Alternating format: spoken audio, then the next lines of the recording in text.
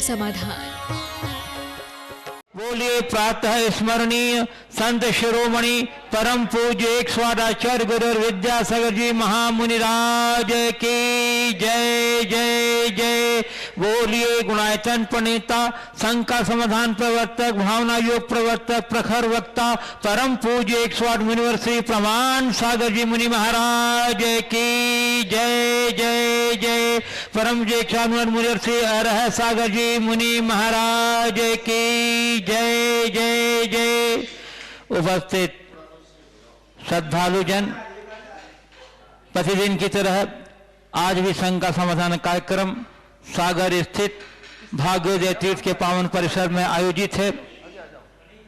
आज के इस पावन परिसर में आयोजित संघ का समाधान के कार्यक्रम का जो लोग आनंद ले रहे हैं उन सबों का मैं सागर की समस्त जैन समाज और भाग्योदय तीर्थ कमेटी की ओर से हार्दिक हार्दिक स्वागत करता हूं।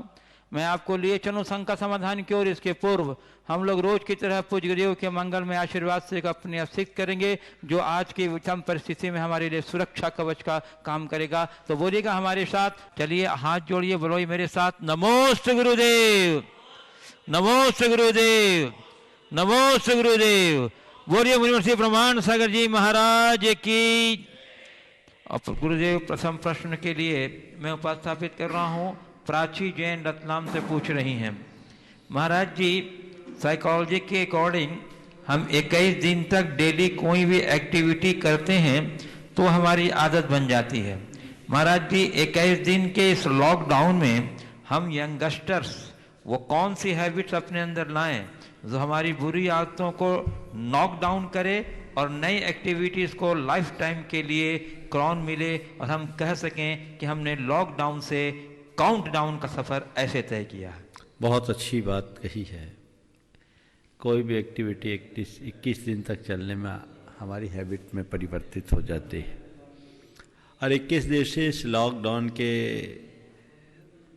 दरमियान हम ऐसा क्या कार्यक्रम करें जिससे सभी यंगस्टर्स अपनी बुरी आदतों से निजात पा सके और लॉकडाउन को काउंटडाउन में बदल सके।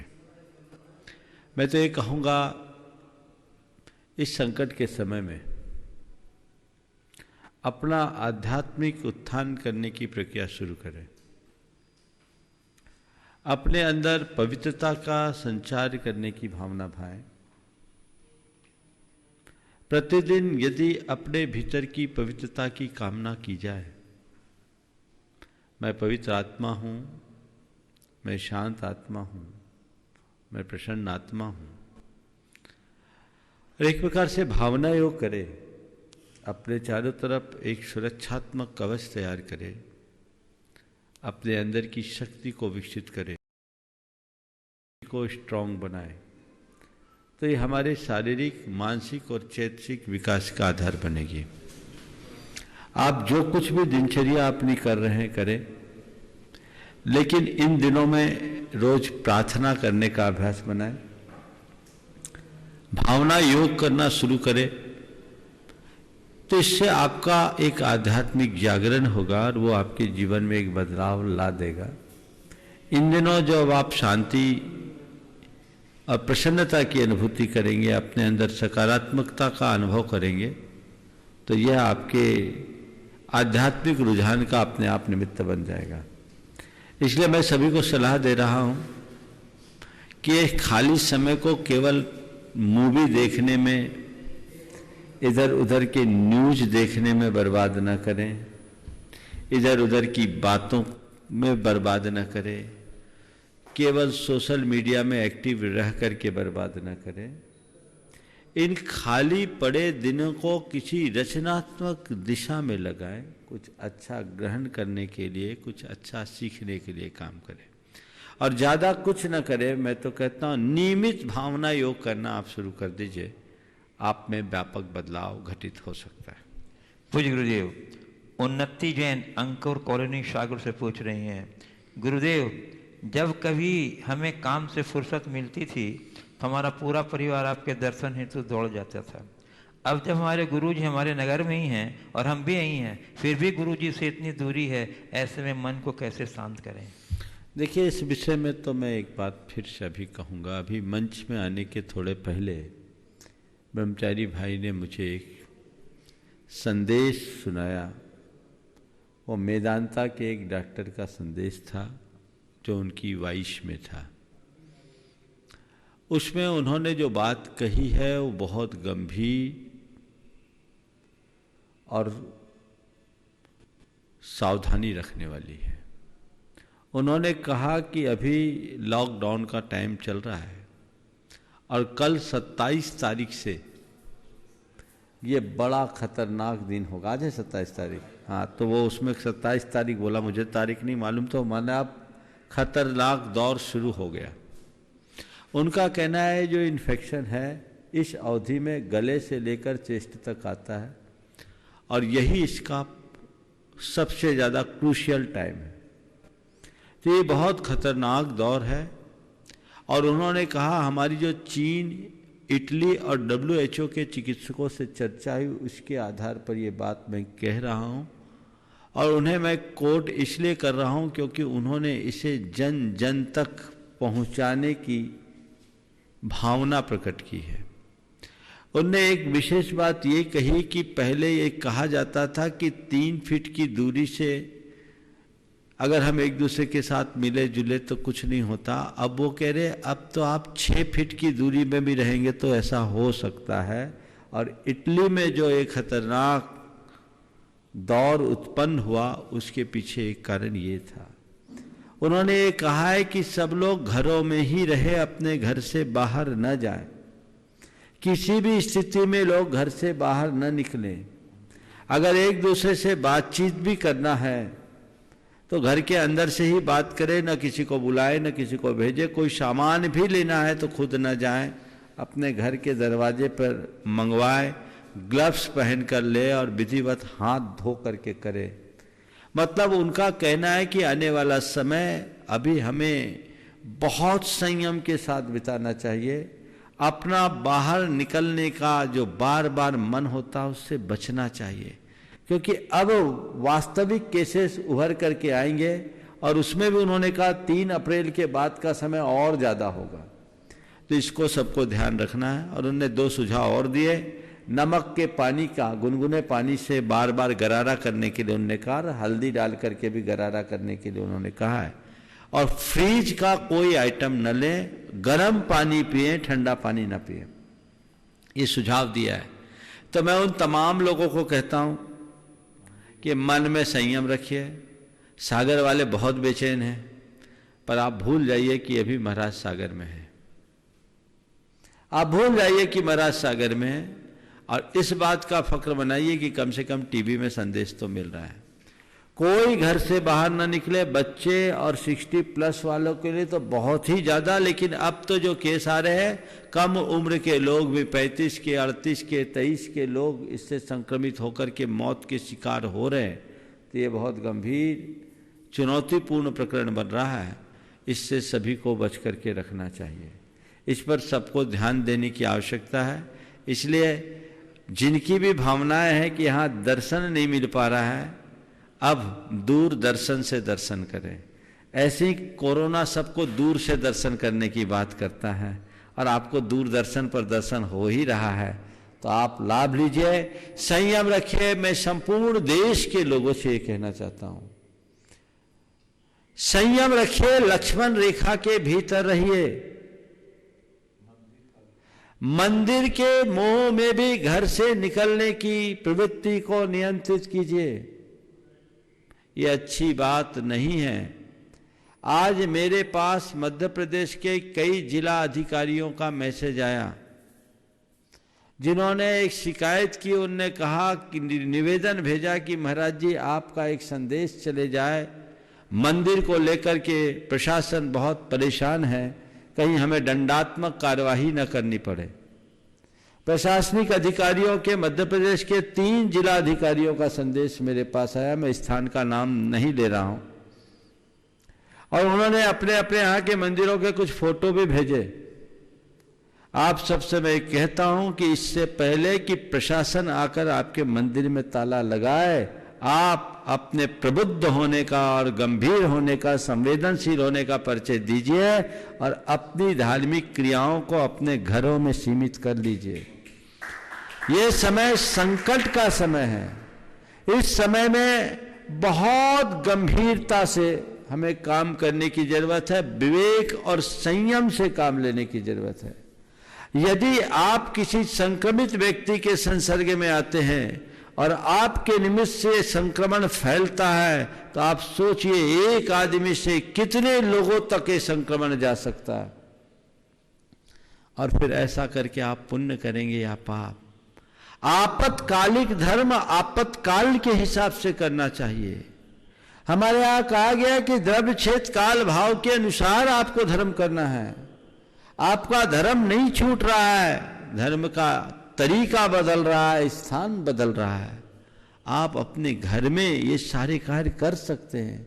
आप थोड़ी कल्पना कीजिए, कल यदि मंदिरों में प्रशासन आ और डंडा मारते हुए आप लोगों को वहां से खदेड़े और ताला बंद करे और देश भर के मीडिया में वो वीडियो चले, तो सोच लीजिए आपकी क्या प्रभावना होगी। सारे मंदिरों के प्रबंधकों से भी मैं कहना चाहता हूं, इस आपदा की घड़ी में हमें राष्ट्र धर्म का पालन करना चाहिए। व्यक्तिगत धर्म के पालन का हमारा अपना तरीका होता है, वो हम कर सकते हैं। मैं हर बार बोलता हूं, रोज बोलता हूं, धर्म का संबंध हमारे भावों और विचारों से है, क्रियाओं से नहीं। इसलिए इस पूरे के पूरे प्रकरण में सभी को गंभीर होना चाहिए और इस तरह का कार्य करना चाहिए जिससे आपका भी हित हो, आपके परिवार का हित हो, समाज का हित हो, राष्ट्र का हित हो। और इसी में धर्म की प्रभावना है।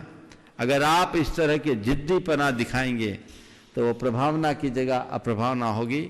सभी धर्मावलंबी जब इस मामले में गंभीरता का परिचय दे रहे हैं तो कतिपय, यद्यपि जैन समाज बहुत प्रबुद्ध समाज है, बहुत थोड़े से लोग जो धर्मभीरु हैं वो अपना आग्रह भाव, चूंकि उनके रूटीन में मंदिर आदि धार्मिक क्रियाओं करने का क्रम जुड़ा रहता है, इसलिए उसके बिना बेचैन होते। मैं समझता हूं आपकी बेचैनी को, लेकिन ऐसी घड़ी में हमें बदलाव लाना पड़ेगा, अन्यथा सब कुछ संकट में चला जाएगा।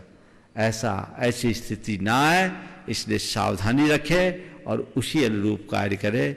मैं इस संदर्भ में यही संदेश देना चाहूँगा। गुरुदेव ऋतुराज जैन भाग्योदय सर्वतोभय जिनालय गुरायचंद ट्रस्टी सागर से पूछ रहे हैं, गुरुदेव इस आपात समय में जब कोरोना का तांडव सारे विश्व को अपने चपेट में लिए है, हम मानव समाज को एक दूसरे को सहारा देकर चलना चाहिए।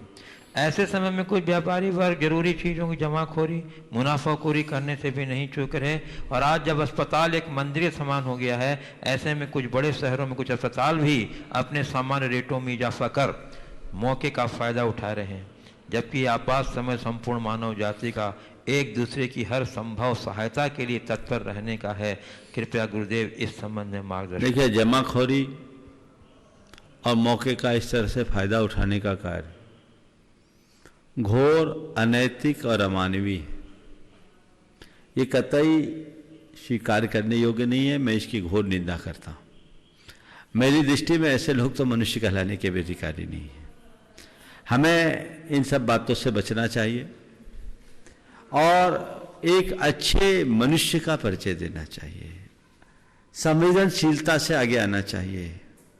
थोड़े से लोभ में इस तरह का कार्य करते हैं, कहीं ऐसा ना हो कि तुम्हारा लोभ तुम्हारे ही नाश का कारण बन जाए।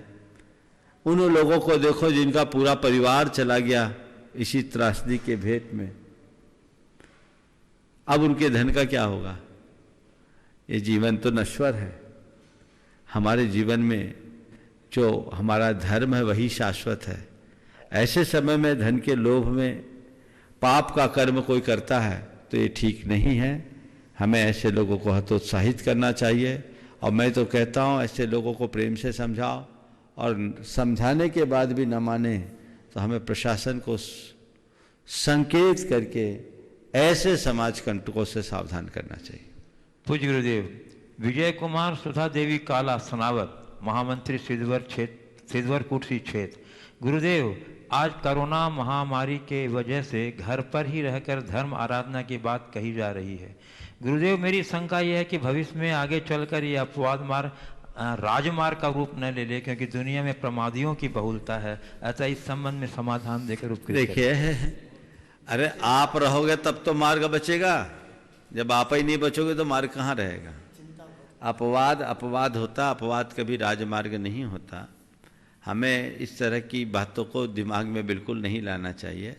आपत्ति काले मर्यादा नास्ति, इस उक्ति को ध्यान में रखना चाहिए और आपत्ति काल को आपत्ति काल की तरह समझ करके सहज भाव से स्वीकारना चाहिए। यहाँ इसके अलावा और कुछ नहीं है। मैं आपसे पूछता हूँ, प्रशासन आकर ताला लगा देगा तब क्या करोगे आप? आज जब पूरे देश के धर्म स्थान अपने सारे त्योहार छोड़कर, पर्व छोड़कर, आराधना छोड़कर धर्म में कार्य कर रहे हैं, तो आपको भी इसमें सहयोग देना चाहिए। ये आपका राष्ट्रीय कर्तव्य है, इसका पालन करना चाहिए। इसको लेकर किसी तरह का संकोच नहीं होना चाहिए। पूज्य गुरुदेव, मधु राकेश मोठिया रतलाम से पूछ रही हैं। और एक बात और बोलता हूँ, कुछ लोग हैं शिखर के दर्शन कर ले, इधर के दर्शन कर ले, इसके लिए भीड़ लगाते हैं। अरे भीड़ से बचने के लिए तो मंदिर बंद किया गया, अंदर के दर्शन करो। और जैसे मैंने पहले दिन कहा था कि कोई बीमार पड़ जाता है, सर्जरी आदि होती है, महीनों हॉस्पिटलाइज होता है, उनका दर्शन आदि छूटता है, बाद में प्रायश्चित करता है, तो यही आपातकालिक स्थिति है। समझ लो ये स्थिति है जिसमें हमारा मंदिर छूट रहा है, मेरा दुर्भाग्य है।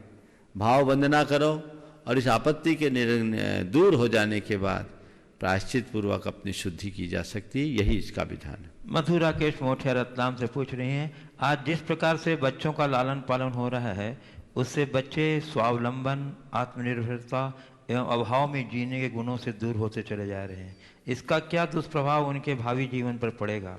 इसका समाधान क्या होना चाहिए? इसका प्रशिक्षण अभिभावक किस प्रकार अपने बच्चों को दे सकते हैं?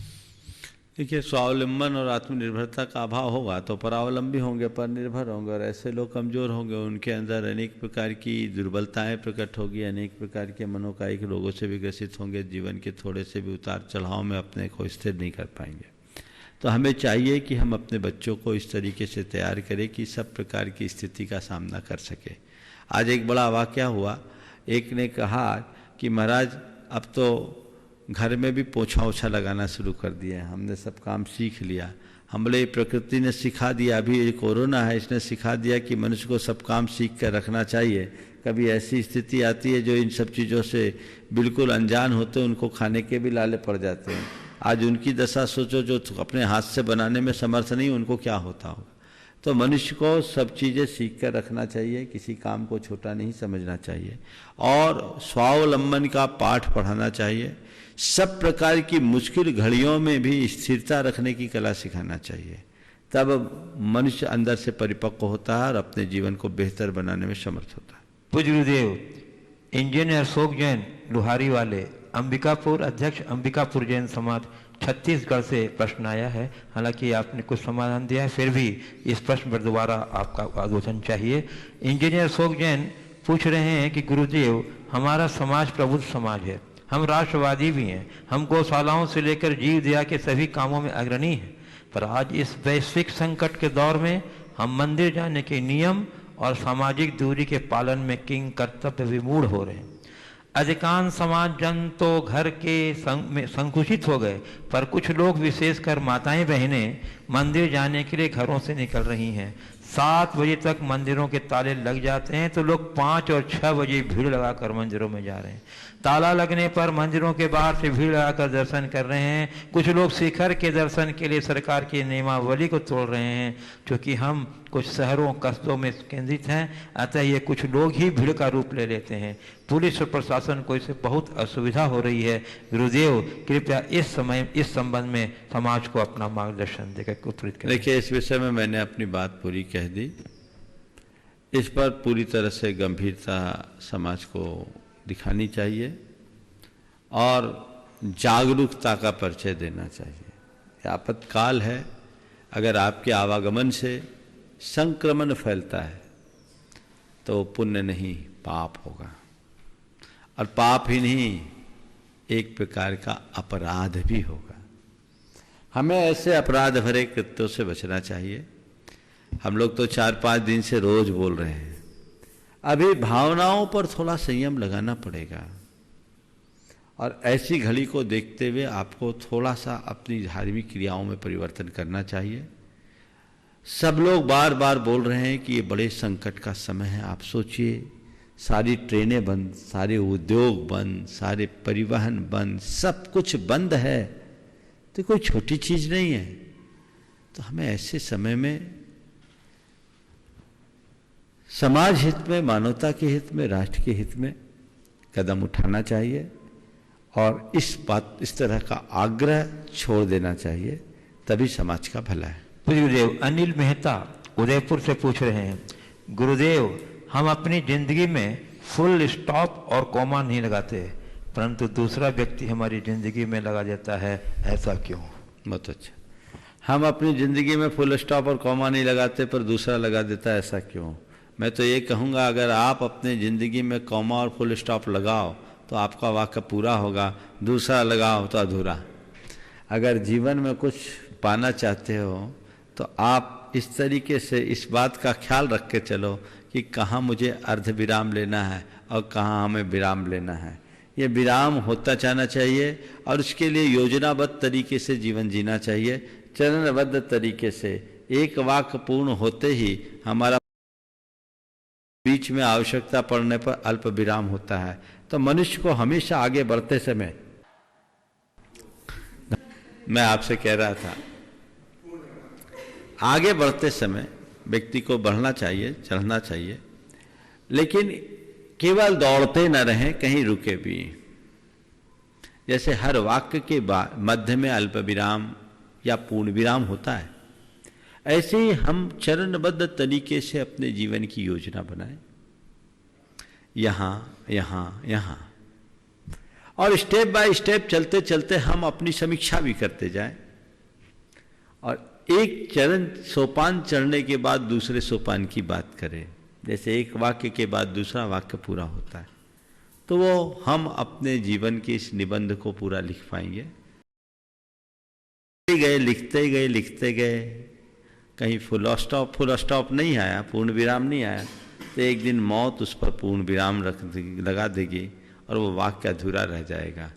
इसलिए हम बहुत सतर्कता और सावधानी के साथ जीना शुरू करें, अपने जीवन के मर्म को पहचानने की कोशिश करें। गुरुदेव राकेश मंजू पाटनी अजमेर से पूछ रहे हैं, गुरुदेव कोरोना के इस माहौल में प्रतिदिन प्रातः टीवी पर आपके सानिध्य में भावना योग करते समय प्रथम दिन मैंने अपने शरीर में नीली ज्योति के प्रवेश का अनुभव किया, दूसरे दिन सफ़ेद नीली ज्योति के प्रवेश का अनुभव किया और तीसरे दिन मैंने सतरंगी प्रकाश का बंद आँखों से मेरे शरीर में प्रवेश होने का अनुभव किया। गुरुवर, इस अनुभव का मैं क्या अभिप्राय समझूं, कृपया समझाएं। देखिए, अच्छा है आपने कुछ भी अनुभव किया। आप तो ये अनुभव करें कि मेरी इम्यूनिटी स्ट्रांग हो रही है, मेरे एक एक सेल्स स्ट्रांग हो रहे हैं, मैं पूरी तरह सुरक्षित हूँ, मेरे चारों तरफ एक सेफ गार्ड बन गया है और मेरे ही चारों तरफ नहीं, मेरे परिवार के चारों तरफ और सारे संसार के लिए, मेरे मस्तिष्क में कईयों के सबके अपने अपने अनुभव हैं।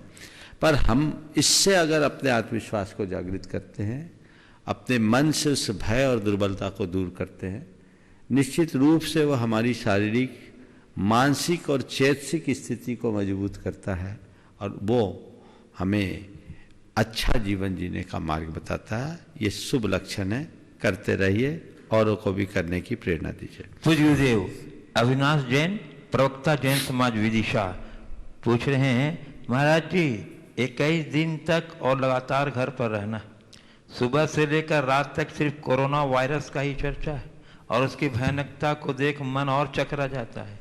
हालांकि हम सुवक्ष आपके सामने भावना योग जाप कर रहे हैं, लेकिन फिर भी बार बार यही समाचार और पारस जिनवानी चैनल पर यही चर्चा सामने आती है। क्या इससे नकारात्मकता तो नहीं आएगी, कभी कभी बेचैनी भी होती है? आखिर देखिए, बिल्कुल है। मैं तो आप सबसे कहूँगा, न्यूज़ का एक नियम लीजिए कि 24 घंटे में मैं एक बार न्यूज़ सुनूंगा। 10-15 मिनट सुन लिया, दिन भर का हाल मिल गया। पूरे दिन न्यूज़ क्यों? सब लोग नियम ले लीजिए। कि मैं एक बार सुनूंगा, अपडेट ले लिया, काम खत्म। बात तो उतनी होती है, फिर ये इधर से उधर, उधर से उधर, और फिर उसमें बहस करने वाले 2-4 और बैठ जाते हैं, आप बेवकूफ बनते रहते हैं। मिलता क्या है? अपडेट लीजिए, मन को उतना ही इंफॉर्मेशन दीजिए जितना जरूरी, नहीं तो वो ओवर इंफॉर्मेशन आपके अंदर एक नकारात्मकता को उत्पन्न कर सकता है और उसके दुष्परिणाम आएंगे। आज ही एक केस आया, इसको देखते देखते मुझे कोरोना हो गया, कोरोना हो गया, कोरोना मेरे ही लिए है, डिप्रेशन का मरीज, हालत खराब है, 3 दिन से सोया नहीं। तो ये चीजें ऐसी हो सकती है, इसलिए हम ऐसी नकारात्मक एक्टिविटीज को ज्यादा देर अपने माइंड पर हावी ना होने दें। सब लोग ये तय कर ले दिन भर में एक बार न्यूज सुनेंगे, काम खत्म। ज्यादा फोन ऑन पर भी इस तरह की बातें ना करें, और ये बचे हुए समय को क्रिएटिव काम में लगाएं। आपके पास बहुत समय है, कुछ अच्छा लिखिए, अच्छा पढ़िए, अपने शौक के अनुरूप कुछ कार्य कीजिए। इंटरनेट का भी इस्तेमाल करते हैं तो उसके माध्यम से कुछ अच्छी बातें सर्च करके कीजिए। ज्ञान का भंडार है गूगल में। अच्छा, ये बता रहे कल से दूरदर्शन में रामायण चालू हो रही है। अच्छी बात, सुबह 9 बजे, रात में 9 बजे, किसी तरह से लोग डाइवर्ट हो। और भी विभिन्न इंटरनेट में बहुत सारी चीजें हैं, आप उनका उपयोग कर सकते हैं। आपकी लिखने की प्रवृत्ति तो आप लिख सकते हैं, पढ़ने का अभ्यास हो तो पढ़ सकते हैं। अच्छी चीजों में अपना समय लगाइए, इनमें अपना समय बर्बाद मत कीजिए। मंगल कामना कीजिए, मंत्र जाप कीजिए, पाठ पढ़िए, मंगल भावना भरिए, इससे जीवन में बदलाव आएगा। और एक ही बात, एक ही बात, एक ही बात, तो कोरोना का ही रोना रहेगा।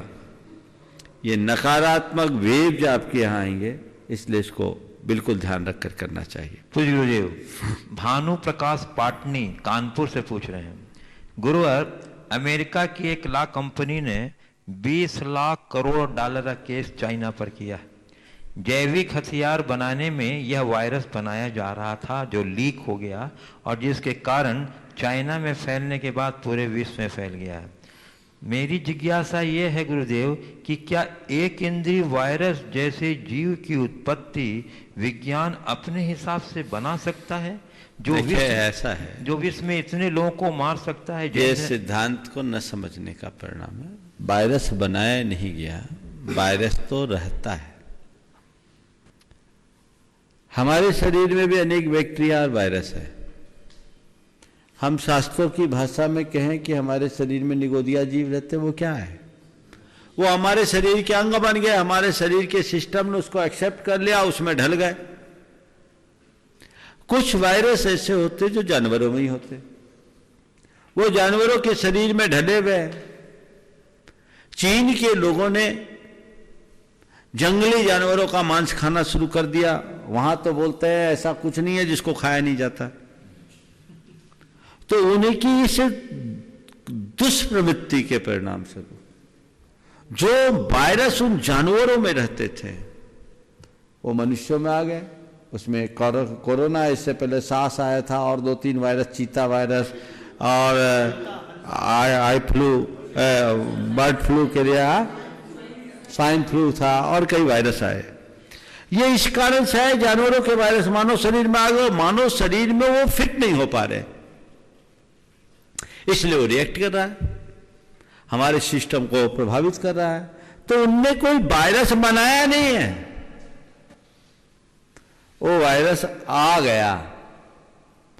अब ये हो सकता है इसको, इस तरह के वायरस को सक्रिय करने में उनने कोई कुचाल चली हो, साजिश हुई हो। ये तो बहस का विषय है, मेरा विषय नहीं है, और मैं इस विषय में कुछ टिप्पणी करना भी नहीं चाहूंगा, इस मंच का भी विषय नहीं है।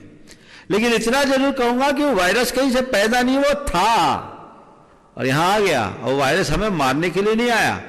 ये बात अलग है कि हम मर रहे हैं, क्योंकि हमारा शरीर उस वायरस को एडजस्ट नहीं कर पा रहा है। तो ये चीजें होती है, हर व्यक्ति के शरीर में ऐसा अलग अलग होता है, हर क्षेत्र के लोगों के शरीर में ऐसा होता है। इसलिए ये एक बहुत बड़ी त्रासदी है। अब चीन ने ऐसा किया या चीन के द्वारा ऐसा हो गया, मुझे नहीं मालूम, पर करनी का फल तो सबको भुगतना ही पड़ेगा। और ये पूरी मानव जाति के लिए जो त्रासदी का रूप लिया है, जिसने पूरे विश्व को हिला दिया है, ये सारे संसार के घोर पाप का उदय है। हम तो यही भावना भाते हैं जल्दी ये संकट टले और सब में शांति और सुमंगल हो। पूज्य गुरुदेव, डॉक्टर अरविंद जैन, प्राचार्य सर हरि सिंह गौर कॉलेज सागर। पूज्य गुरुदेव, भावना योग के कार्यक्रम में मैं प्रतिदिन स्वयं को समाहित कर रहा हूँ। भावना योग से अनुपम आनंद की अनुभूति होती है। गुरुदेव, जैसे ही आप ओंकार की ध्वनि का योग कराते हैं, उसमें टीवी पर आपकी ध्वनि तथा घर में हमारी ध्वनि जब दोनों एक हो जाती हैं तो उस समय शरीर का रोम रोम अनुभव करता है। भावना योग के बाद ऐसा लगता है कि नीचे कुछ नहीं है, हम हवा में। गुरुदेव, कोरोना ने सारी सृष्टि को आतंकित कर दिया है, सभी डरे समय, लेकिन भावना योग से इनका सामना करने की शक्ति प्राप्त हो रही है। गुरुदेव, कुछ ऐसा भी बताएं कि हम सभी उन लोगों के प्रति कैसे कृतज्ञता ज्ञापित करें जो कोरोना से हमें बचाने के लिए रात दिन अपने कर्तव्य लगे हैं। देखिए, मैं तो ये कहता हूँ, सुबह उठो तो एक छोटी सी प्रार्थना करो। आँख खोलते ही सबसे पहले प्रभु परमात्मा को स्मरण करो, उन्हें धन्यवाद दो और कहो, हे प्रभु, आपके चरणों में कोटि कोटि वंदन, कोटि कोटि नमन, आपका कोटि कोटि आभार। आपकी कृपा से मुझे जीवन का यह नया दिन मिला। किन शब्दों में आभार व्यक्त करूं? उनके प्रति, प्रभु परमात्मा के प्रति, प्रभु और प्रकृति के प्रति आभार और कृतज्ञता का भाव, और मन में प्रसन्नता आनी चाहिए क्योंकि मुझे आज जीवन का नया दिन मिला। क्योंकि मुझे मालूम है कल सुबह होने पर जब मैं आँख खोलूँगा तो उससे पहले बहुत सारे ऐसे लोग भी होंगे जिनकी आंखें हमेशा के लिए मूंद जाएगी। अगर उनमें मैं होता तो मेरा क्या होता, पर मेरा स्थान उन भाग्यशालियों में है जिसने आज जीवन का ये नया दिन देखा। इस भाव से प्रभु परमात्मा और प्रकृति के प्रति अपनी कृतज्ञता ज्ञापित करें। फिर दूसरी प्रार्थना करें, संसार में जितने भी प्राणी हैं सब सुखी रहे, सब सुखी रहे, सर्वत्र सुमंगल हो, किसी को कोई कष्ट न हो। जो आज किसी भी प्रकार की व्याधि और बीमारी से पीड़ित है वे स्वस्थ हों, ये कामना करें। इस कोरोना से जितने लोग भी संकटापन्न है उन्हें स्वास्थ्य लाभ हो। फिर जो उनकी सेवा कर रहे हैं वे समर्थ बने, उन्हें स्वास्थ्य लाभ हो। उनके ऊपर सबकी शुभकामनाएं जाए, सबकी आशीष जाए, वे ऐसे ही समर्थ बनकर सबकी पीड़ा को हर सके। और फिर बाद में मैं स्वस्थ रहूं, मेरा परिवार स्वस्थ रहे, मेरे आसपास का वातावरण स्वस्थ रहे। ये प्रार्थना आप सुबह उठते समय कर सकते हैं और शाम को धन्यवाद देने के रूप में कि हे प्रभु, आपकी कृपा से जब सोने को जाएं तो ये प्रार्थना आप करें, हे प्रभु, आपकी कृपा से आज का दिन बीत गया, आपके चरणों में कोटि कोटि आभार, कोटि कोटि वंदन, कोटि कोटि नमन। आज जो लोग लोगों की सेवा कर रहे हैं उन सब के लिए भी कोटि कोटि आभार और कोटि कोटि वंदन, ढेर सारी शुभकामनाएं। हे प्रभु, अब मैं सो रहा हूँ, यदि रात सोते सोते मेरे जाने का नंबर आ जाए तो इतनी कृपा भर कर देना, जाने से पहले मेरी आँख खोल देना। मैं आपका स्मरण करते हुए इस संसार से विदा होना चाहता हूँ। बस इतनी सी भावना और प्रार्थना करके आप आँख खोलें और सोएं। पूरे दिन निर्भीक और निश्चिंत रहेंगे, आपको किसी प्रकार की तकलीफ का एहसास नहीं होगा। पूज्य, अब आपकी अनुमति से यहाँ कुछ उपस्थित जिज्ञासुओं को आमंत्रित कर रहा हूँ। पंडित राहुल शास्त्री मणदेवरा, करगुआ, झांसी, और सुबह तैयार रहेंगी ब्रह्मचारिणी बहन विभा दीदी, सागर। नमोस्तु महाराज जी। यह प्रश्न दैनिक विश्व परिवार के संपादक श्री प्रवीण कुमार जी जैन झांसी का है। प्रश्न है महाराज जी, विश्व के 188 देश कोरोना वायरस से ग्रसित हैं और आगामी 6 अप्रैल को भगवान महावीर स्वामी की जन्म जयंती महामहोत्सव है। ऐसी स्थिति में भारत में कर्फ्यू और लॉकडाउन जैसे हालात हैं, भारत की जैन समाज क्या करे भगवान महावीर स्वामी के संदेशों को विश्व में कायम कर सके? देखिए, ये विचित्र संयोग ही है कि इस दौर, पूरे लॉकडाउन के दौर में अनेक धार्मिक पर्व है। महावीर जयंती से पूर्व रामनवमी है, हनुमान जयंती है, अभी नवरात्रि का पर्व भी चल रहा है। मैंने सुना है रमजान भी शायद प्रारंभ होने वाला या हो गया है, चालू हो गया 25 अप्रैल, अभी देर है। और गुड फ्राइडे है और इसमें महावीर जयंती है। आपने पूछा ऐसी स्थिति में महावीर जयंती हम कैसे मनाएं, तो जुलूस निकालने का नाम ही महावीर जयंती नहीं है। मैं तो चाहूँगा कि ऐसे मौके में भगवान महावीर के आदर्शों को चरितार्थ करके जियो और जीने दो के संदेश को जन जन तक पहुंचाए और उनको सही महावीर जयंती मनाए। हम लोग इस आपातकालिक स्थिति में भगवान महावीर की का स्मरण करें, उनके जीवन दर्शन को आत्मसात करके जन जन तक पहुंचाने की कोशिश करें। और इस क्रम में एक काम ऐसा कर सकते हैं, जैसे दीपावली में घरों में आप लोग पूजन करते हैं, तो ऐसी स्थिति में भगवान महावीर की तस्वीर को घर पे रखकर महावीर अष्टक पढ़े। आप भगवान महावीर की पूजा, हम तो आप सबसे बोल रहे हैं घर में पूजा करिए और दाना पक्षियों को चुका दीजिए, उनका भी पेट भरेगा। द्रव्य उनको चुका, जिनवानी की साक्षी में आप भगवान की पूजा कीजिए, वंदना कीजिए। क्योंकि लॉकडाउन है तो बाहर आकर के आप कुछ नहीं कर सकते, लेकिन जैसे प्रधानमंत्री ने कहा कि नवरात्रि में 9 लोगों को आप सहायता दें, तो महावीर जयंती के दिन में भगवान महावीर के आदर्शों के अनुरूप जितने लोगों को आप शासन की सहायता से सहयोग दे सकते हैं वो देने की कोशिश करें। 24 तीर्थंकर है, हम 24 लोगों को तो देने की कोशिश करें 24वें तीर्थंकर के रूप में। ये हमारा प्रयास होना चाहिए जो व्यक्ति से हो सकता है, और एक दूसरे को भगवान महावीर के जियो और जीने दो का संदेश आत्मसात करने के लिए प्रेरित करे विभिन्न माध्यमों से, सोशल मीडिया के माध्यम से। तो ये भी भगवान महावीर की जयंती मनाने का एक अच्छा प्रसंग हो सकता है। इसमें एक काम जरूर करें कि इस दिन जब भी हो तो पूरे परिवार के एक एक सदस्य एक साथ बैठे, जैसे दीपावली में बैठते हैं, और भगवान महावीर के प्रति अपनी विनयाञ्जलि अर्पित करते हुए, उनके प्रति वंदना भक्ति प्रकट करते हुए अपने श्रद्धा भाव प्रकट करें। एक निश्चित समय मैं आपने आज रखा है, तो मैं चाहूँगा कल इसका एक समय भी आपको बता दूं और पूरा देश उसे फॉलो करे तो बहुत अच्छा है, और मैं इसी मंच से उसकी व्यवस्था कर दूंगा तो एक साथ हो जाएगा। बहुत अच्छा आपने ध्यान दिया है, हम इस तरीके से कर सकते हैं। और महावीर जयंती में होता क्या है, प्रवचन सुनना हो जाता है, जलूस निकालना हो जाता है, अभिषेक, ठीक है, सामूहिक अभिषेक नहीं होता, पर टीवी में कहीं ना कहीं का अभिषेक दिखा दिया जाएगा, सो आप अभिषेक देख लेंगे। जलूस नहीं है, पर जलसा तो आपका हर घर घर में होगा, और गुरुओं का उपदेश आपको टीवी के माध्यम से मिल ही रहा है, सब कुछ मिल रहा है। बस मैं एक बात जानता हूं, जब तक मेरी आस्था मेरे अंतरंग में है तब तक मेरा धर्म मेरे साथ बना रहेगा, उसे कोई हिला नहीं सकता। और मैं चाहूँगा इस बार की महावीर जयंती इसी तरीके से मनाई जाए। कल उसका पूरा शेड्यूल शाम के शंका समाधान के टाइम में आपको बता दिया जाएगा। 24 सारा स्वरूप कल बताऊंगा। ब्रह्मचारिणी बहन विभा दीदी सागर बता रही, ब्रह्मचारिणी बहन मायूरी दीदी सागर। दय मुनिराज जी को चरणों में नमोस्तु। महाराज जी, धर्म को सीखना तो आसान है, परंतु धर्म को जीना कठिन होता है। हाँ, फिर से बोलो, फिर से बोलो। धर्म को जीना तो सीखना तो आसान है, परंतु धर्म को जीना कठिन होता है। गुरुदेव, इस कठिनता को सहजता एवं सरलता में कैसे परिवर्तित किया जा सकता है? धर्म को सीखना आसान है, जीना कठिन। आपने पूछा कठिनता को सरलता में कैसे अपनाया जाए, कैसे ढाला। कुछ चीजें कठिन होती है, लेकिन अगर स्वीकार की ली जाए तो बड़ी आसान बन जाती है।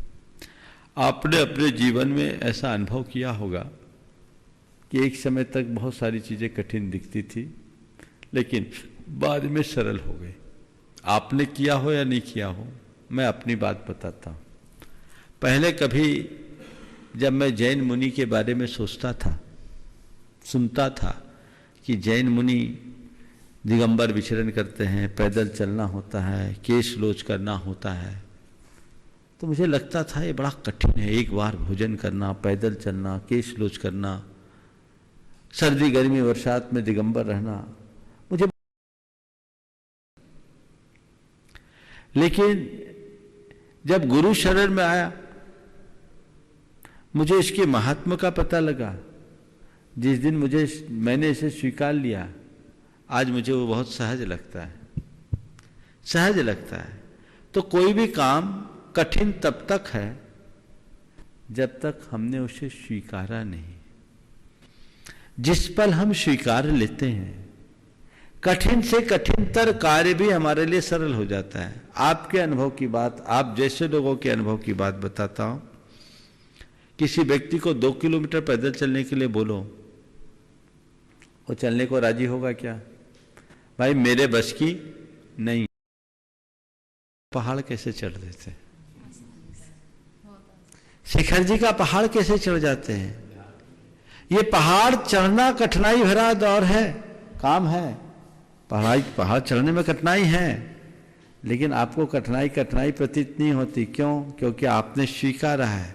अपनी इच्छा से आप पहाड़ चढ़ रहे तो आपको आनंदानुभूति हो रही है, और कोई जबरदस्ती दंड में कहे कि तुमको पहाड़ चढ़ना है, तो पहाड़ चढ़ना तो बहुत दूर की बात है, पहाड़ पर 100 मीटर चलना भी भारी पड़ता है।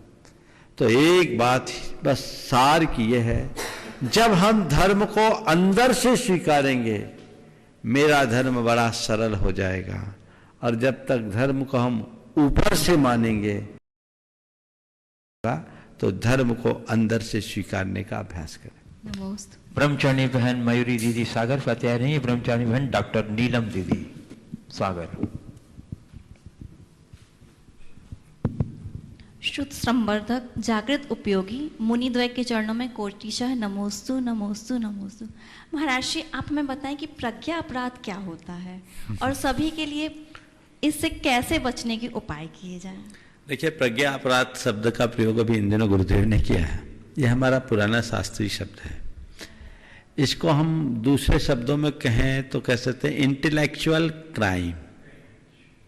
समझ गए? आज ये बहुत ज्यादा हो रहा है। ये जो काम हो रहा है, ये कोई गैर पढ़े लिखे लोगों के द्वारा नहीं हो रहा है। ये सब पढ़े लिखे लोगों की कारस्तानी है। ये प्रज्ञा अपराध की श्रेणी में आता है। अगर हम शब्दों की दृष्टि से देखें तो हम अपनी बुद्धि का दुरुपयोग करते हैं, तो वो प्रज्ञा अपराध है। अध्यात्म शास्त्रों में प्रज्ञा अपराध को बहुत गहराई तक विवेचित किया है, और वहां तो इतना तक लिख दिया कि यदि मैं आत्मा से बाहर आता हूं तो ये भी मेरी आत्मा के प्रति एक प्रज्ञा। आत्मा में आत्मा की लीनता ही वास्तविक साधना है। ये चरम रूप है साधना का। उससे बाहर आना सब का सब अपराधमूलक कार्य है। पर जिस संदर्भ में प्रज्ञा अपराध है वह इंटेलेक्चुअल क्राइम के संदर्भ में समझना चाहिए। आज जो आर्टिफिशियल इंटेलिजेंस की बात चल रही है, जिस पर विश्व में बहुत बहस चल रही है, मेरे विचार से वह प्रज्ञा अपराध का नया अवतार होगा, जो वैश्विक दृष्टि से बहुत भयावह होगा। उसके परिणाम बहुत खूंखार होंगे। अभी तो हम कोरोना जैसी विभीषिका को झेल रहे हैं, पता नहीं आगे और क्या क्या भोगना पड़ेगा। इसलिए इस समय पूरे विश्व के लोगों को बैठ करके थम करके चिंतन करने का है, ताकि विचार करके अच्छा समाधान निकाला जा सके। ब्रह्मचारिणी बहन डॉक्टर नीलम दीदी, उसके बाद तैयार रहेंगे श्री संजय जैन कचौड़ी सागर। महाराज, द्वय के चरणों में बारंबार नमस्तु। महाराज श्री, नैतिकता और निष्ठा में कैसे सामंजस्य स्थापित करेंगे? नैतिकता और निष्ठा में सामंजस्य स्थापित करने की कभी बात कभी है। अलग अलग डायरेक्शन में जाने लगती है, तो फिर उसमें कैसे डायरेक्शन? मेरे विचार से तो एक निष्ठावान आदमी ही नैतिक बन सकता है। जिसमें निष्ठा न हो कभी नैतिक नहीं होगा। और नैतिकता भी एक प्रकार की निष्ठा की अभिव्यक्ति है। आपने जिस संदर्भ में सवाल पूछा है, मुझे ऐसा लगता है कि आप एक तरफ अपने कर्तव्य को देख रही हो और दूसरी तरफ अपनी धार्मिक निष्ठा को देख रही हो। तो इसे नैतिकता नहीं, कर्तव्य और धार्मिक निष्ठा के मध्य कैसे सामंजस्य बनाए, शायद आप ऐसा ही पूछना चाह रहे। देखिए, हमारा जो धार्मिक कार्य है वो हमारा व्यक्तिगत धर्म है, वो हमें करना ही चाहिए। व्यक्तिगत स्तर पर जो है वो हमें करना चाहिए। लेकिन धर्म का स्वरूप बहुत व्यापक है। यदि कभी, जैसे एक उदाहरण देता हूं, एक व्यक्ति घर से मंदिर जाने के लिए निकल रहा है, उसका नित्य का अभिषेक पूजन का नियम है। इसी मध्य वो देखता है कि उसके पिताजी के सीने में जोर से दर्द हो रहा है और एक प्रकार का अटैक आया है। कोई भी समझदार आदमी क्या करेगा? पिताजी को संभालेगा। हाँ, पहले पिताजी का संभाल, अपनी धार्मिक निष्ठा पूरी करेगा या अपने कर्तव्य को पूरा करेगा? अपने कर्तव्य पूरे करेगा। तो कर्तव्य को पूरा किया ना, पूजा नहीं की, पर ये कर्तव्य किया।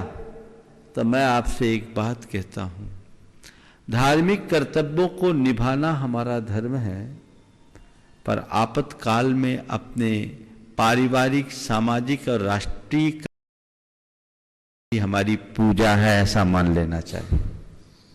उस कर्तव्य को अपनी पूजा मानो, वह भी हमारी पूजा है, इसे भूले नहीं। इस संदर्भ में पंडित टोडरमल जी के जीवन का एक प्रसंग मैं सुनाना चाहूंगा। पंडित टोडरमल जी के नेतृत्व में, सब जानते हैं, जैन जगत के बड़े ख्यात नाम विद्वान हुए जयपुर के, अध्यात्म रसिक विद्वान थे। जयपुर में उनके नेतृत्व में इंद्र सिद्ध चक्र महामंडल विधान हो रहा था। वे घर से पूजा स्थल की ओर निकले। रास्ते में देखते हैं कि एक वृद्ध महिला कीचड़ में फिसल कर गिर गई है और कराह रही है। पंडित जी ने अपने शुद्ध धवल वस्त्रों की परवाह किए बगैर उस वृद्ध महिला के पास गए। देखा उनकी कमर टूट सी गई थी, उसे उठाया, चिकित्सक के पास ले जाकर उनकी चिकित्सा कराई और लगभग 2-2.5 घंटे के विलंब से वे पूजा स्थल पर पहुंचे। पूजा में उपस्थित सारे लोग प्रतीक्षा कर करके परेशान थे। 2.5 घंटे के विलंब से जब पंडित जी पहुंचे, तब तक उनकी आतुरता आक्रोश में बदल गई। सब एक से बोल पड़े, पंडित जी आज आपने क्या कर दिया, आज तो पूरा पाठ अधूरा रह गया। तब पंडित जी ने कहा कि सिद्ध चक्र का सच्चा पाठ तो आज हुआ है। सिद्ध चक्र का सच्चा पाठ तो आज हुआ। सब बोले क्या, अभी तो पाठ की शुरुआत ही नहीं हुई और आप बोले सच्चा पाठ तो आज हुआ? बोले हाँ। उन्होंने रास्ता का वाकया सुनाया और कहा इसलिए मुझे विलंब हो गया। और उन्होंने जो एक वाक्य कहा वो बहुत अर्थपूर्ण है कि हम भगवान के मंदिर में जो पूजा करते हैं वो तो केवल द्रव्य पूजा है, पर किसी पीड़ित की सेवा करते हैं वो भाव पूजा से कम नहीं है। मेरे लिए वो भी एक पूजा थी। तो ऐसे समयों में हमें वो चीजें देख लेना चाहिए। क्योंकि आप एक डॉक्टर हो, आपका प्रोफेशन ही ऐसा है, रोजमर्रा में ये काम होता है। तो मैं एक बात कहना चाहता हूं, धर्म बहुत व्यापक है। हम अपना धर्म करें और प्रोफेशन के धर्म का भी निर्वाह करें। अगर कोई व्यक्ति धर्म कर रहा है, वो धार्मिक कर्तव्यों का पालन करे। कदाचित प्रोफेशन के व्यस्तता के कारण उसकी धार्मिक क्रियाओं में कमी आती है, तो अपने प्रोफेशन के धर्म का ईमानदारी से पालन करे, वह भी उसका धर्म होगा। मैं देखता हूं कि एक तरफ तो धर्म करते हैं और अपने व्यवसायिक जगत में कोई भी मर्यादाएं सुरक्षित नहीं रखते हैं, वहां कोई नियम और नैतिकता का मान नहीं रखते, उनका कोई एथिक्स और मोरल नहीं रहता। तो मैं ऐसे लोगों की पूजा को पूजा न मानकर पूजा के नाम पर किया जाने वाला पाखंड मानता हूं। हमें बहुत व्यापकता से समझना चाहिए और धर्म के इस व्यवहारिक स्वरूप को आत्मसात करके चलना चाहिए। एक और मैसेज देना चाहती हूँ महर्षि इस मंच के माध्यम से। चूंकि मेरा मेडिकल प्रोफेशन में पीडियाट्रिक्स हूँ, शिशु रोग विशेषज्ञ के रूप में हूँ, और सागर की और आसपास की पूरी जनता काफ़ी ज़्यादा जुड़ी हुई है बच्चे के रूप में, सभी के बच्चे स्पेशली जुड़े हुए हैं। चूंकि मेरी अपनी कुछ ऐसी मर्यादाएं हैं जिसके कारण मैं कांटेक्ट में तो नहीं आ सकती, लेकिन फ़ोन के माध्यम से मैं उनको जितना हो सकेगा उतना कर सकूंगी। बिल्कुल ठीक। क्योंकि जो पीपी भी समय यूज़ करना पड़ता है डॉक्टर्स के लिए, पर्सनल इक्विपमेंट प्रोटेक्शन के लिए, वो मैं भी यूज़ नहीं कर पाती हूँ क्योंकि मैंने अपनी कुछ मर्यादाएं रखी हुई। अभी तो ऐसे भी है, अभी आपको दूर ही रहना चाहिए, तो इसलिए मैं फोन के माध्यम से जितना कर सकती हूँ पूरा करूंगी। सामायिक का टाइम छोड़ के बाकी पूरे टाइम। बहुत सुंदर। हाँ। श्री संजय जैन कचौड़ी, सागर। महाराज द्वय के चरणों में बारंबार नमोस्तु। महाराज श्री हेमंत भैया हैं कोटा वाले, यहीं भागवतोदय परिसर में है, आश्वस्त हैं, आपके पास आ नहीं सकते हैं। उनकी शंका है कि काय आश्वस्त है, आत्मा पूर्ण स्वस्थ है, लेकिन काय की वेदना सहन नहीं हो रही है, इसलिए आत्मा और काय का सामंजस्य कैसे रखें? परिजन कहते हैं औषधि लो और आत्मा कहती है सहन करो। देखिए बात बिल्कुल सही है। परिजन कहते हैं औषधि लो, आत्मा कहती सहन करो। परिजन को अपना काम करने दो, आप अपना काम करो। वो तन का उपचार करे, आप अपनी चेतना का उपचार करें। और एक बात को हमेशा अपने मानस में ध्यान रखें, तन बीमार है, मेरी चेतना तो अभी विश्वस्त है। और तन कितना भी अशक्त हो जाए, मन को अशक्त ना होने दें। अपने मन के बल पर अपनी चेतना को हमेशा प्रदीप्त बनाए रखें और ये सोचे कि मैं अपने जीवन की आखिरी सांस भेद विज्ञान के साथ पूरी करूं। बस ये भावना भाए, यही हमारे इस जीवन की जंग की आखिरी जीत होगी। मैं आपके क्या नाम बताया, हेमंत भाई को आशीर्वाद देता हूं। उनने बहुत सहा है, आगे भी सहते रहे। बस कोई बात नहीं है, ये सोचो कि मेरे सारे कर्म यहीं कट जाए और मैं यहाँ से जाऊं तो निर्भर होकर जाऊं। नमस्ते गुरुदेव। नमस्ते पूज्य गुरुदेव, एक दो और ऑनलाइन क्वेश्चन ले लेता हूँ। गुरुदेव, श्रीमती आभा जैन, भाग्योदय मेडिकल सागर, पूछ रही है, मैं गुरुदेव भाग्योदय चिकित्सालय के मेडिकल शॉप में कार्यरत हूँ। मेरी शंका यह है कि जब हम मरीजों को दवाइयाँ देते हैं उस समय हमारे मन में कैसी भावना होनी चाहिए, शांति मंत्र का जाप क्या मेडिकल में भी कर सकते हैं? देखिए, मरीजों को आप दवाई दें, नमोकार मंत्र पढ़ते हुए दें और ये भावना भाएं कि ये दवाई इनके लिए रामबाण बने। और मरीज को कहे कि आप ये दवाई ले जाइए, आपको जरूर लगेगी, आप चिंता मत कीजिए, आप ये दवाई ले जाइए, जरूर लगेगी। और आप भगवान का स्मरण करें, अहिंसा का अनुपालन करें, आपको लाभ होगा। आपके इन वचनों का असर पड़ेगा और आप कुछ पॉजिटिव वेव्स उनके लिए दे सकेंगे। पूज्य गुरुदेव, रश्मि जैन, राहतगढ़ बस स्टैंड सागर से पूछ रही है, महाराज जी, किसी इंसान की प्रशंसा की बात करें तो इंसान दूर भागता है, अगर बुराई की बात करें तो बढ़ावा देने लगता है और भीड़ लग जाती है। आखिर इंसान किसी की प्रशंसा से दूर क्यों भागता है? कृपया शंका का समाधान करें। देखिए, मैं तो एक बात जानता हूं, कहीं फूल खिला हो और कहीं मल डला, फूलों पर भौरे इक्का दुक्का दिखते हैं पर मल पर मक्खियां भिन भिनाती नजर आती है ना। आज संसारी प्राणियों की दशा कुछ ऐसी ही हो गई। भौरे जैसे इंसान कम है, मक्खियों जैसे भिन भिनाने वाले ज्यादा है। वो उनकी वृत्ति है, मनोवृत्ति है, और ऐसी नकारात्मकता का नतीजा नकारात्मकता में ही रस लेने लगते हैं। इनसे बचना चाहिए। पूज्य गुरुदेव, प्रभात जैन सागर से पूछ रहे हैं, गुरुदेव, अध्यात्म, धर्म और विज्ञान, इनमें सर्वश्रेष्ठ क्या है? संपूर्ण विश्व में कोरोना वायरस से संपूर्ण मानव जाति त्रस्त है। वर्तमान समय में मंदिर बंद, साधु परमेष्ठी से संपर्क नहीं, केवल प्रत्यक्ष रूप से विज्ञान ही मानव जाति की मदद कर रहा है एवं मार्गदर्शन कर रहा है। कृपया आप मार्गदर्शन देने की कृपा करें। अध्यात्म, धर्म और विज्ञान तीनों में महत्वपूर्ण कौन है? मेरी राय में तीनों अपनी अपनी जगह महत्वपूर्ण है। कोरोना वायरस का जो संकट हुआ, ये क्यों हुआ? पहला सवाल, ये धर्म के कारण हुआ, अध्यात्म के कारण हुआ, या धर्म और अध्यात्म की विमुखता और विज्ञान के दुरुपयोग के कारण?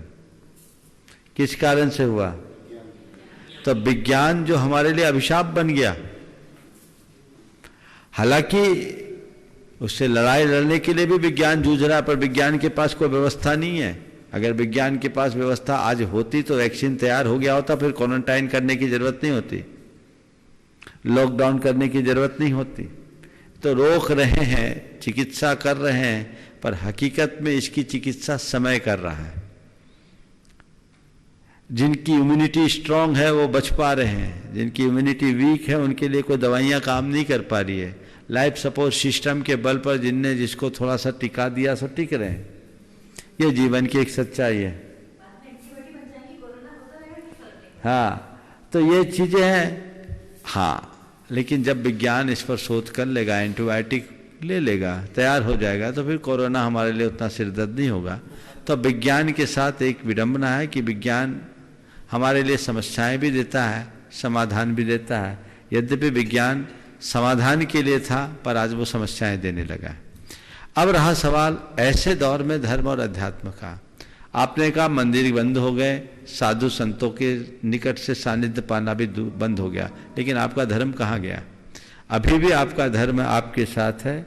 बैठ करके आप जो मंगल भावनाएं भा रहे हैं, प्रार्थनाएं कर रहे हैं, ये आपका धर्म है जो आपके लिए शक्ति दे रहा है, इस पूरी की पूरी समस्या से जूझने के लिए समर्थ बना रहा है। ये धर्म है, और धर्म से भी ऊंचा अध्यात्म है, जो ऐसी स्थिति को भी सहज भाव से सहने की ताकत देता है। अगर आपके अंदर आध्यात्मिकता हो, आप ध्यान साधना में जुड़े, तो एक बहुत अच्छा सकारात्मक वातावरण बना सकते हैं। धर्म से सकारात्मक वातावरण बना सकते हैं, मंत्रोच्चार आदि के माध्यम से हम पूरे वातावरण को निर्मल बना सकते हैं, और अध्यात्म के ध्यान के बल पर हम अपने आप को सुरक्षित कर सकते हैं। इसलिए सबका अपनी जगह अपना अपना महत्व है। जहाँ तक जीवन की बात है, वहाँ विज्ञान की तुलना में धर्म और अध्यात्म ही हमारे लिए मूल आधार है। इस प्रकार परम पूज्य गुरुदेव के चरणों में नमन अर्पित करते हुए मैं विराम दे रहा हूँ। बोलिए परम पूज्य आचार्य गुरुवर श्री विद्यासागर जी महाराज की। बोलिए श्री प्रमाण सागर जी महाराज की।